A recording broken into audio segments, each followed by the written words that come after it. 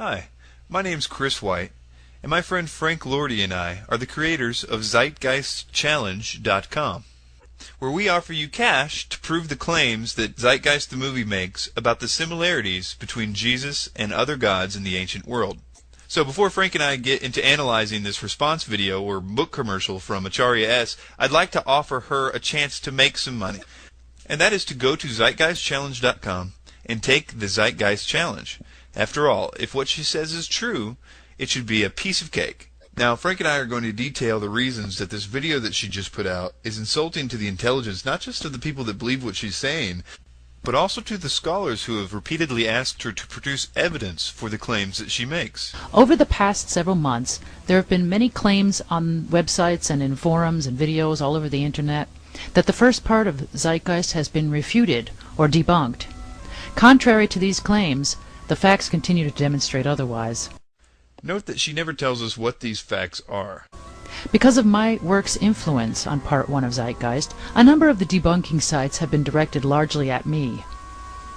While we would naturally expect a debate as to the facts, the detractors, whether theists or atheists, quite often have not actually studied my work, and there has not been one refutation site to our knowledge that has proceeded from an informed and unbiased perspective, accurately presenting facts based on serious research. I guess that she just wants us to take her word for it here, that none of the debunker sites use any facts or come from an informed perspective. To the right of this video, in the Details tab, I'm going to list every single debunker site that I can find. And look at them and notice that contrary to what she's saying, the claims have nothing to do with religious bias.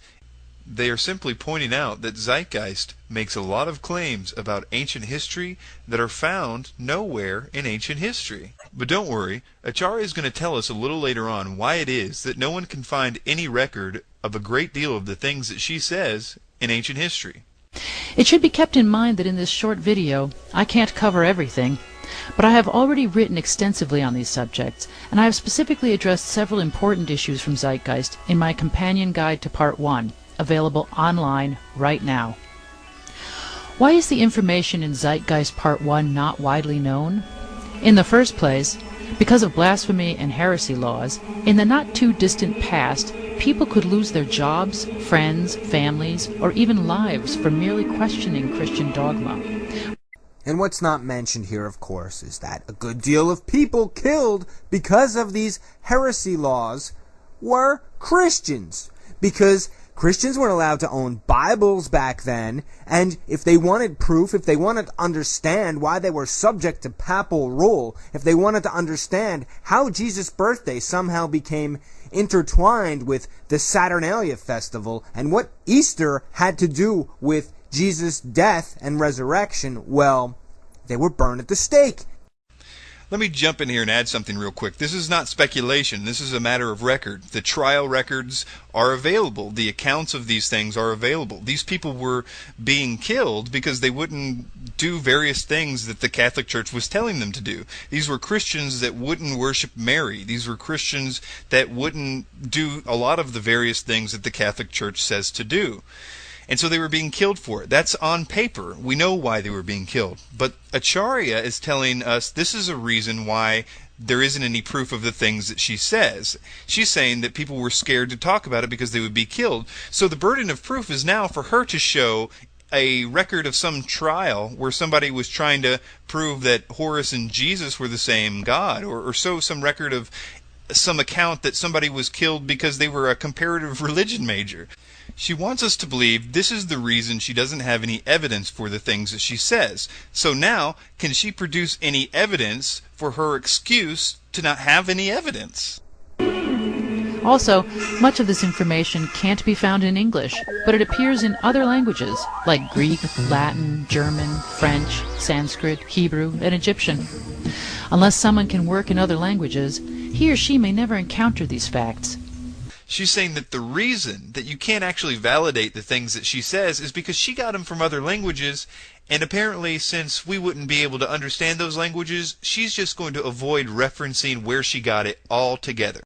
Because of these situations and others, including deliberate censorship by vested interests, many of these parallels between Christ and other gods and goddesses of the ancient world cannot be found in encyclopedia entries, and these seem to be where most of the debunkers are getting their information from. The following is a list of 10 encyclopedias and dictionaries, places Acharya S claims you cannot look for validation of the claims she makes in her Zeitgeist Companion Guide, yet she herself cites on this website, which is the book's bibliography page. As well as from Christian apologists, whose biases are obvious and well known. Funny that Christian biases should be brought up, especially when denoted as well known or obvious. You see, Acharya S's biases are not well known or obvious, yet easily provable. Acharya's bibliography cites Wallace Budge, and cites him about 20 times. Within the Zeitgeist Companion's Guide text, Wallace Budge is cited in footnote form about 40 times. It's 40 citations from one author in only 50 pages. In those 50 pages, we are counting the cover and table of contents.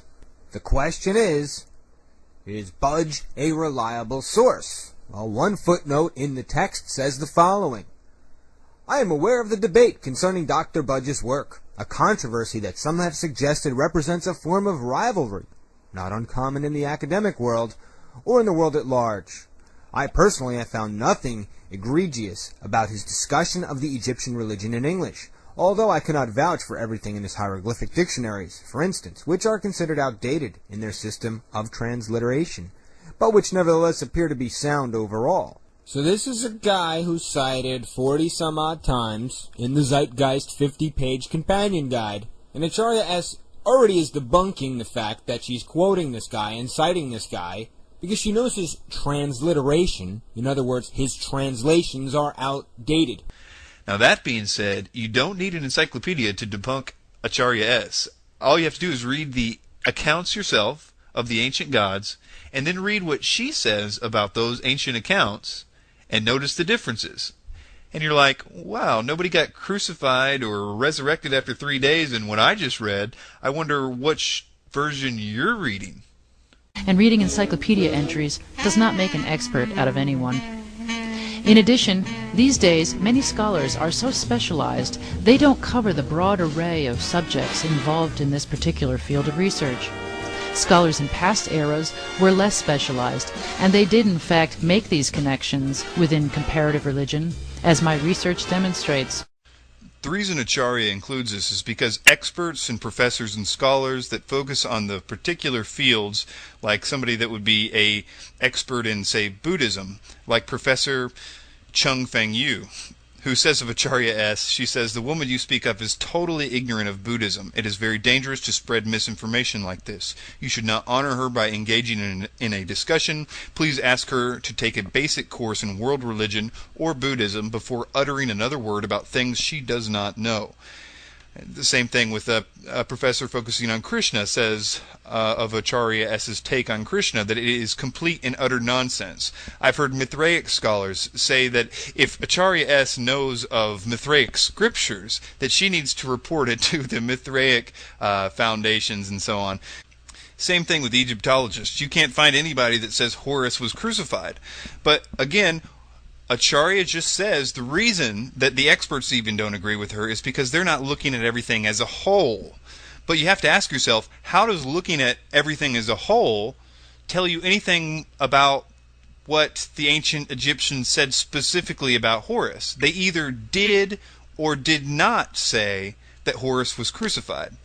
It's just another excuse to explain away why there's no evidence of what she said. Furthermore, some of these parallels between Jesus and the other gods represent mysteries in the ancient world that were not to be divulged to the masses. In fact, people were killed for revealing these secrets, such that these mysteries were not readily recorded.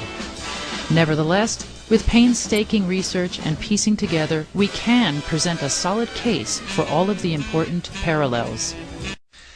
Here she's saying that another reason that you can't find any record of what she says is because they were part of the mysteries and therefore not written down. She insinuates that despite the lack of evidence, she can make a strong case, but she gives us no indication what that case has to do with.